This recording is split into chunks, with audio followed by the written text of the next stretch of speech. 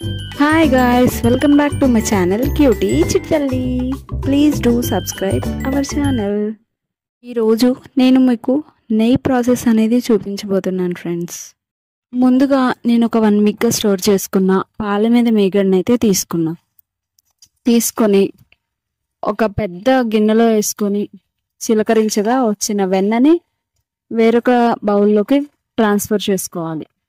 Transfer చేసుకున్న వెన్నని క్లీన్గా fresh వాటర్తో నీట్గా క్లీన్ చేసుకోవాలి. క్లీన్ చేసుకున్న తర్వాత దాన్ని లో ఫ్లేమ్లో స్టవ్ మీద అయితే హీట్ చేయాలి. హీట్ చేసి ఒక 5 మినిట్స్ హీట్ అయిన తర్వాత మెంతులు అండ్ కరివేపాకు మంచి టేస్ట్ అండ్ సూపర్ ఫ్రేగ్రెన్స్ కోసం యాడ్ చేసుకోవాలి. యాడ్ చేసుకున్న తర్వాత మనకి సూపర్ టేస్టీ అండ్ హెల్దీయెస్ట్ గీ అయితే రెడీ అవుతుంది.